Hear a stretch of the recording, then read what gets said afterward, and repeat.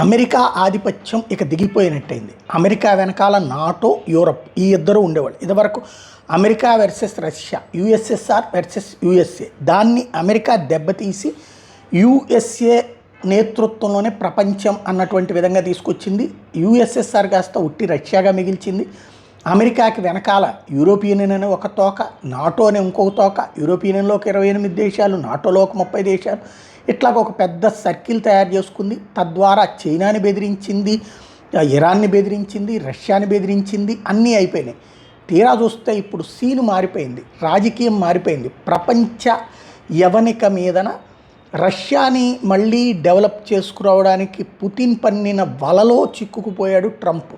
Putin ఓ పక్కన ట్రంప్తో మాటల్లో స్నేహం చేస్తూ సేమ్ టైం అమెరికాని ఎలా దెబ్బతీయాలో మిత్రుత్వంగా సలహా చెప్తున్నాడు, శత్రుత్వంగా సలహా చెప్తున్నాడు కానీ చేసేస్తున్నాడు.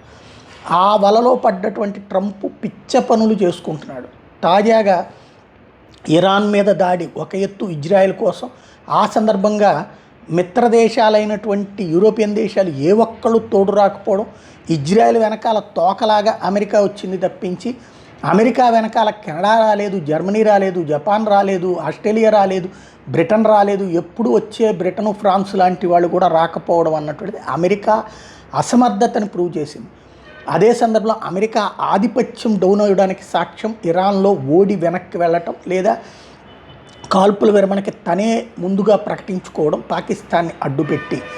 అదే సందర్భంలో రష్యా, చైనా, ఇక్కడ ఇరాన్, ఈ ముగ్గురు కూటమి సక్సెస్ అయినట్టయింది. ఇప్పుడు ఇరాన్కి వెనక నుండి ఆయుధాలు ఇచ్చి హార్ముజ్ జలసంధిని మూయించి గల్ఫ్ దేశాలని దెబ్బతీయించి మొత్తం మీద కథ నడిపించింది రష్యా, దానికి సహకరించింది చైనా. ఈ ముగ్గురు వైపు ఇప్పుడు పవర్ షిఫ్ట్ అయింది. అది ప్రపంచ గమనంలో వచ్చిన మార్పు.